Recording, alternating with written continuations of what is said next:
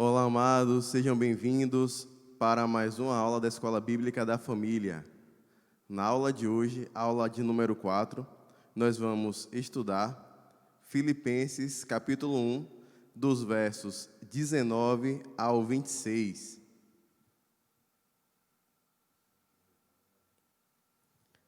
Você vai acompanhar aí, amados, a metodologia a qual nós utilizamos, o Entendendo um Pouco, o Caminhando pela Palavra, o Aplicando em Nossas Vidas e o quadro Exercendo a Fé.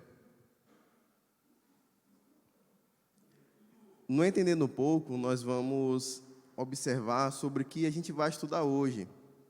Nós vamos estudar a visão que Paulo tinha sobre a sua vida, quais eram as suas certezas, dilemas e conclusões. Falaremos sobre o passado, presente e futuro, não apenas do apóstolo, mas também de nós. Na divisão textual, no Caminhando pela Palavra, nós temos basicamente 3 pontos importantes. O primeiro ponto é declaração de fé, que compreende os versos 19 e 21.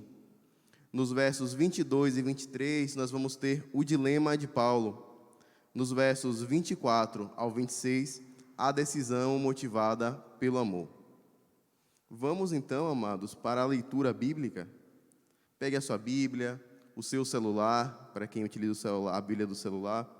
Diz o seguinte no verso 19: porque estou certo de que isto mesmo, pela vossa súplica e pela provisão no Espírito de Jesus Cristo, me redundará em libertação, segundo a minha ardente expectativa e esperança de que em nada serei envergonhado.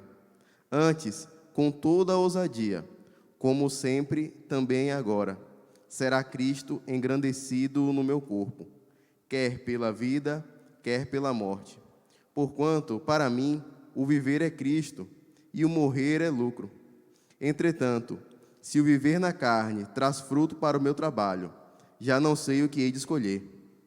Ora, de um lado ou de outro, estou constrangido, tendo o desejo de partir e estar com Cristo, o que é incomparavelmente melhor.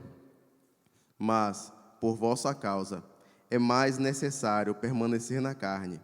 E, convencido disto, estou certo de que ficarei e permanecerei com todos vós, para que o vosso progresso e gozo da fé, a fim de que aumente, quanto a mim, o motivo de vos gloriardes em Cristo Jesus, pela minha presença de novo convosco.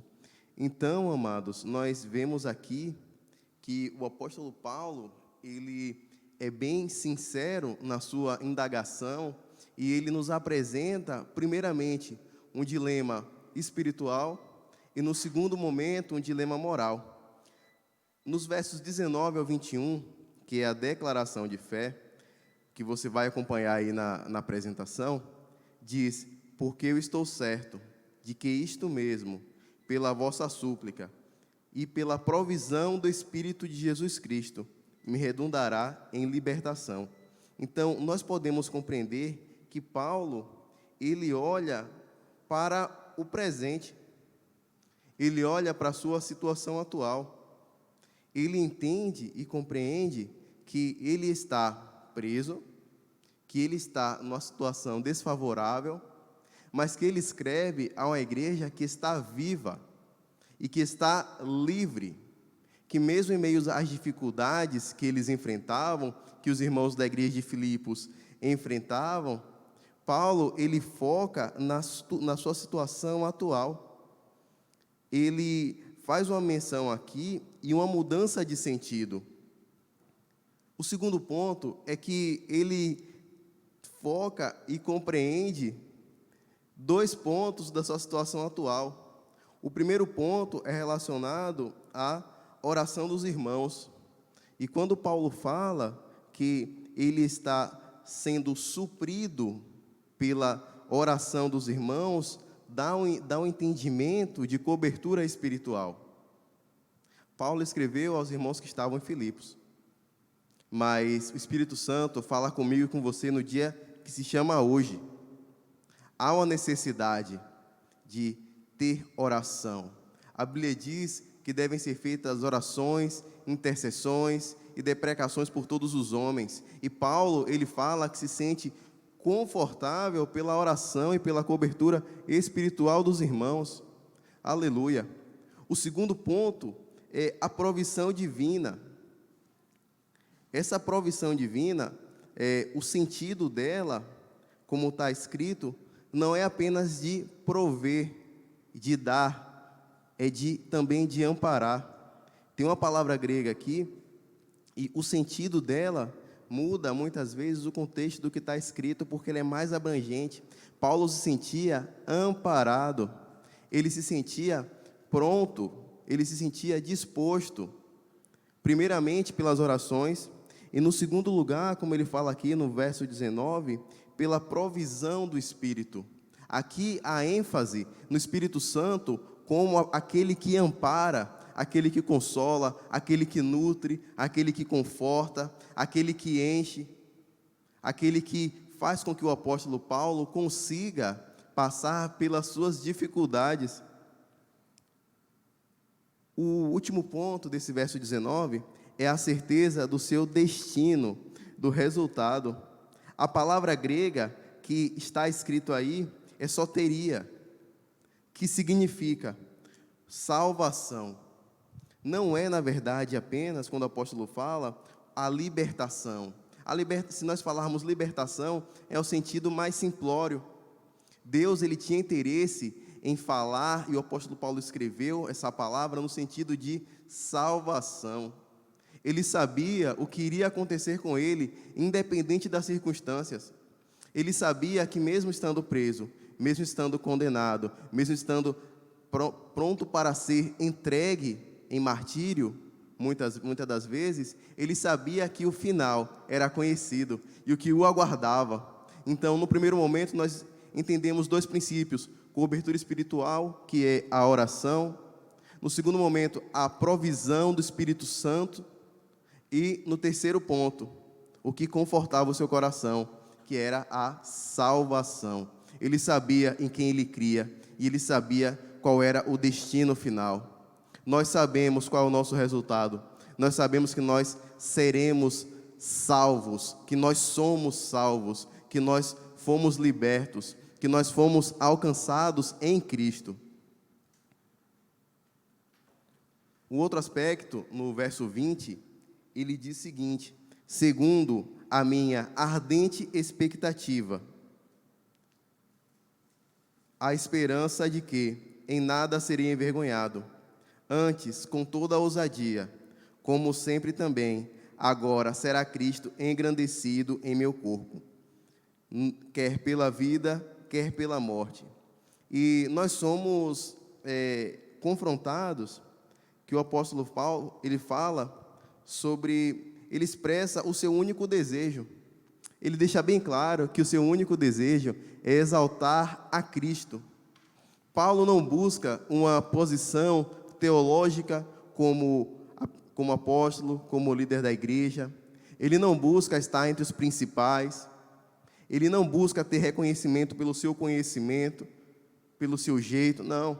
Até porque ele, de certa forma, antes de Cristo, ele já o tinha. Ele era fariseu, ele era respeitado, ele tinha conhecimento, ele era influente, mas ele abre mão de tudo isso. Ele abre mão dessa notoriedade carnal para uma intimidade espiritual. Ele fala que, segundo a esperança, aqui nós vimos Paulo demonstrar e depositar a sua esperança no sustento e amparo divino. Lembra que nós falamos anteriormente? Aquela palavra epicorégia, que significa prover. Paulo, ele cria aqui o sentido, o que movia, o que estava por trás da sua jornada era a esperança. E essa esperança, ela nos leva e nos comunica a salvação que foi outrora informada, no soteria, em que a Bíblia escreve libertação, mas a raiz é salvação. Que palavra poderosa! O que para nós é mais importante senão a salvação. Nada pode estar mais distante da verdade do que aquele que diz que crê em Cristo e não anseia e não crê na salvação. Não há como crer em Deus e não ter a salvação como resultado, porque em si mesmo Ele se fez maldito e carregou todos os nossos pecados, todas as nossas dívidas e tirou as nossas dúvidas. Jesus Cristo, Ele trouxe a salvação para todos nós. E essa salvação, ela deve ser o nosso principal motivo de gratidão ao Senhor, porque nós estávamos condenados em nossos delitos, mas Ele nos trouxe vida. Aleluia. E o verso 20, que explica o 19. Ora, nesse verso 20, ele sedimenta, ele dá a palavra final, ele coaduna o que nós falamos anteriormente. Essa expectativa e esperança, ela basila a vida de Paulo e deve basilar a nossa. Quantas vezes nós passamos por dificuldades, por momentos em que nós pensamos que nós não vamos conseguir, que nós não temos força, que nós vamos desistir, que nós não conseguiremos. O maior dos problemas para nós, diante de Cristo, diante da cruz de Cristo, ele desaparece. Pessoalmente, eu já passei por situações que eu pensei, meu Deus, eu não vou conseguir. Eu não tenho mais força, eu não consigo ir adiante, eu não sou capaz, a minha vida está muito difícil. Mas quando eu sou confrontado pela palavra de Deus, que é uma palavra viva e que nos traz vida, eu tiro o olho do meu problema e olho para Cristo. Eu entendo que se tudo der errado aqui na terra, que se a pior situação ocorrer comigo, eu estou seguro. E essa segurança trazia ao coração de Paulo e traz ao meu e seu coração o poder que liberta. Aleluia. A fé contínua. Ele fala que como sempre e como agora. Ele olha para o passado, como sempre, que ele cria na provisão do Espírito Santo, ele cria no trabalhar de Deus, e como agora, ele evoca o presente de Deus para a sua vida. Se nós olharmos para tudo que nós passamos, as experiências com Deus, isso vai gerar uma fé em nós, que vai nos sustentar. Não esquecendo que as experiências que passaram, elas servem de lembrança para motivar, e que nós devemos sermos encorajados pelo Espírito a buscar experiências atuais. Nós não deveremos viver do passado, nós deveremos viver do presente, de buscar o Senhor hoje, e essa busca vai nos dar um resultado de sobremaneira muito forte. Romanos 5, verso 2 ao 4 diz: por intermédio de quem obtivemos igualmente acesso, pela fé a esta graça, na qual estamos firmes, gloriemo-nos na esperança da glória de Deus. E não somente isto, mas também nos gloriamos nas próprias tribulações, sabendo que a tribulação produz perseverança, e a perseverança, experiência, e a experiência, a esperança. Então, Paulo retifica que a sua esperança está no porvir, na glória, na salvação. No verso 21 diz: porquanto, para mim, o viver é Cristo, e o morrer é lucro.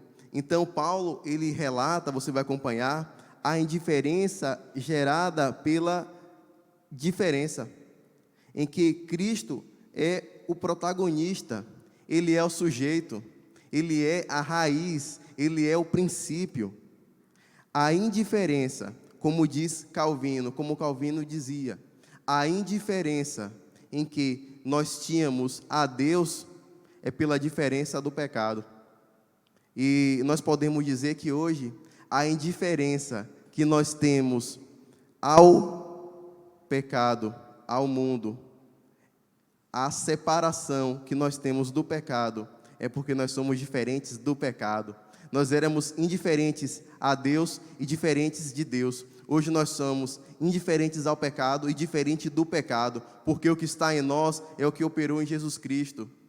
O mesmo poder que operou na ressurreição de Cristo é o poder que opera na minha e na sua igreja. É o poder que nos santifica, que nos aproxima para o Senhor. E você vai acompanhar, apenas Cristo consegue alterar o sentido da morte. Paulo está nos dizendo que ele está vivo ou morto. A morte, ela sempre foi o divisor. A morte, ela separa o nosso corpo, a nossa alma. Ela é capaz de trazer medo ao mais valente coração. Mas Paulo, ele afirma que para ele viver é Cristo e morrer é lucro, de modo que o próprio Cristo, ele mudou a conotação da morte. Ele não teme a separação do seu corpo físico, da sua alma, do fôlego de vida. Não, ele entende que onde ele estiver, vivo ou sem vida, ele está em Cristo. E esse é o divisor da fé, é a morte. Aleluia. Que nós não venhamos temer a nossa morte física, porque o que nós aguardamos é um reino espiritual com Cristo. No verso 22, nós vamos estudar, ele vai focar bastante esse aspecto. E aí nós temos um exemplo bem claro do que Paulo quer dizer, você vai ver na apresentação. Nós temos um eletrocardiograma, um ecocardiograma, na verdade, em que tem os batimentos cardíacos. Você vai acompanhar aí que em verde tem um homem natural, em que você vê a oscilação e o batimento cardíaco dele aí. Até que em determinado momento, você vai observar que há uma morte. A linha de base, ela fica negra e fica reta. Essa é a morte física. Até que em determinado momento, a linha de base negra de morte, que estava constante, plana, ela dá um pico. E esse pico, na metade do caminho, ele muda de cor, ele se torna vermelho. Ele se torna vermelho pelo sangue, o sangue de Cristo. E aí ele volta a bater com a mesma ou maior intensidade. Qual é a mensagem que nós estamos tendo? O que o Senhor quer falar sobre as nossas vidas, sobre nós, é que antes nós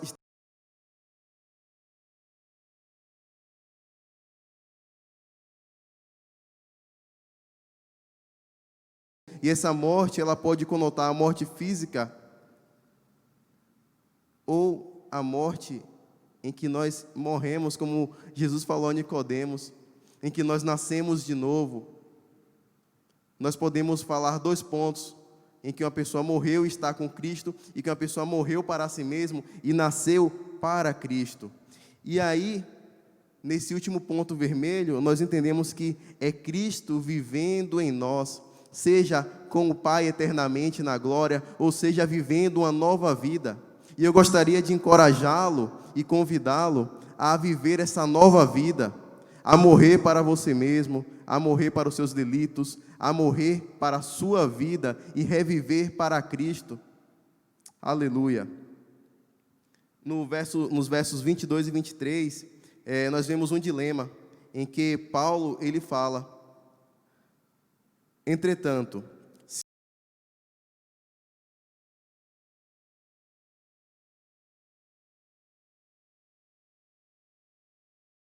estou constrangido, tendo o desejo de partir e estar com Cristo, o que é incomparavelmente melhor. Aleluia. Então, nós vemos que Paulo, você vai acompanhar, ele se encontra em um dilema. E você vai acompanhar aí na apresentação que ele vive 2 dilemas. Na verdade, um dilema com 2 vertentes. Primeiramente, viver na carne. O viver na carne e o partir e estar com Cristo. Quando ele vive na carne, ele tem a possibilidade de trabalhar para o Senhor, de gerar frutos. Viver na carne gera frutos, frutos espirituais. Plantar igrejas, evangelizar, fazer a obra do Senhor. Esses são os frutos que ele pode gerar que o Espírito Santo gera através da sua vida. E partir e estar com Cristo gera a recompensa, gera o resultado, de modo que ele deixa bem claro que ele não sabe o que há de escolher, se é ficar aqui fazendo a obra que ele ama e que arde no seu coração, ou se é de ter logo a sua recompensa e estar com o Senhor Jesus Cristo. Então, nós podemos entender que Paulo ele fala com um certo tom de menosprezo, que ele não tem apego à sua vida física, à sua vida carnal, porque ele foca na sua vida espiritual com Cristo.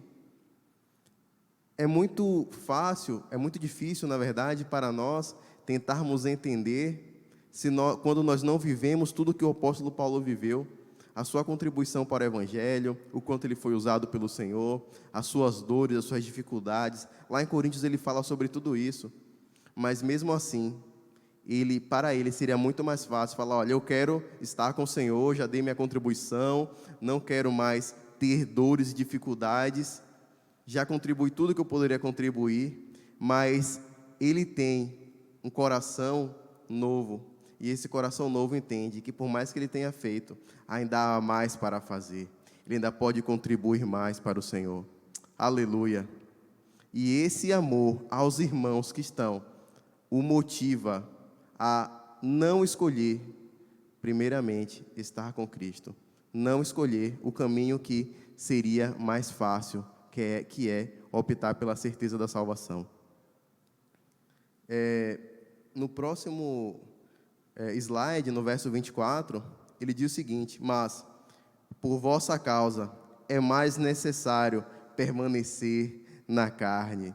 Aleluia! Então, amados, nós temos aqui um veredito. Paulo estava num dilema, se ele queria partir e estar com o Senhor, ou se ele queria ficar mais um pouquinho.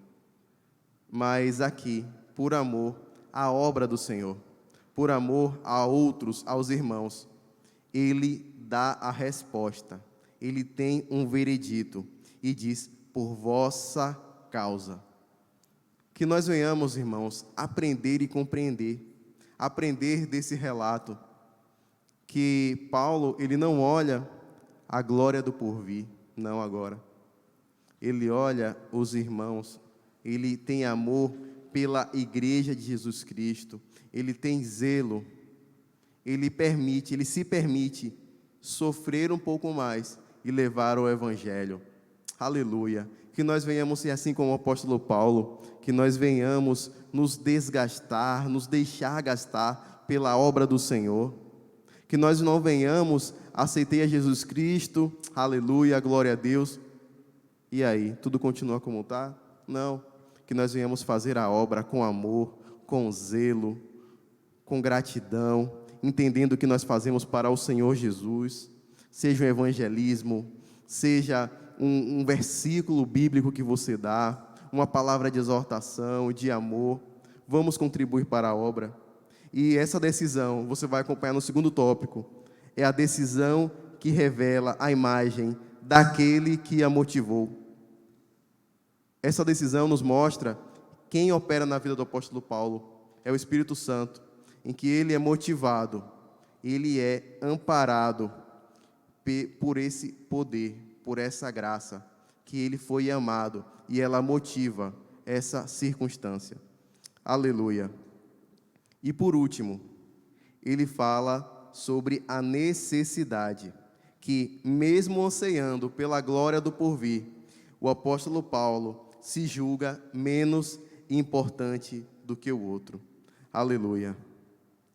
Nos versos 25 e 26, já finalizando, nós temos a decisão que é motivada pelo amor, que diz, nos versos 25 e 26, e convencido disto, estou certo de que ficarei e permanecerei com todos vós, para que o vosso progresso, o gozo da fé, a fim de que aumente quanto a mim o motivo de vos gloriardes em Cristo Jesus, pela minha presença de novo convosco. Então, nós vemos a alegria dele pela alegria deles, com perdão do trocadilho. Então, Paulo, ele abre mão da sua alegria de estar com Cristo, para que a alegria do Senhor possa alcançar outros corações, pela alegria deles. Ele abre mão da própria alegria pela alegria deles. Que atitude louvável! Que nós possamos aprender sobre esse exemplo. E ele é convencido da importância de produzir e gerar frutos, abençoar os filipenses. Ele abre mão de estar com Cristo. No segundo ponto, para o progresso do reino, como nós já falamos aqui amplamente. E, por último, ser motivo de glorificação ao Pai, por intermédio da sua vida. Para Paulo, o seu ficar servia para que os filipenses pudessem louvar a Deus pelo seu livramento e pelos ensinamentos. Que motivação! Que nós venhamos a fazer todas as coisas na obra do Senhor, para que as outras pessoas não possam ver a nós, não possam ver a mim, não possam ver aos líderes, aos pastores, aos missionários, ou até aquele irmãozinho que com toda simplicidade ensina a palavra de Deus e admoesta, mas que eles venham ver a Cristo em nós, que nós venhamos ficar no segundo, terceiro ou quarto plano, e que o Senhor ele venha a ser glorificado pelos nossos atos. E, por último, no Exercendo a Fé, gostaria de convidar o nosso irmão Wanderson. Ele vai estar conduzindo esse quadro, né, Wanderson? Bom dia, amados, graça e paz. Meu nome é Wanderson, vou estar conduzindo o quadro Exercendo a Fé. Nós, como seguidores de Cristo, devemos ter sempre a lembrança da sua soberania em nossas vidas. O que ele diz é controle, poder e presença de Deus em nossas vidas. A Bíblia diz em Marcos 28, 20, eis que estou convosco todos os dias até a consumação dos séculos. A vida que nós vivemos não deve ser apenas ser vivida para nós. Somos pescadores de homens e estamos em uma missão de resgate de vidas. A salvação é para todos nós. A Bíblia diz em Mateus 16:15, ide por todo o mundo e pregai o evangelho a toda criatura. Se durante o seu dia falar de Jesus para outros está previsto, faz parte de sua rotina, persevere e não desanime. Devemos falar do evangelho sempre que possível. A Bíblia diz em Lucas 10:2 que a seara é grande, mas poucos são os trabalhadores. Que Deus os abençoe e até a próxima.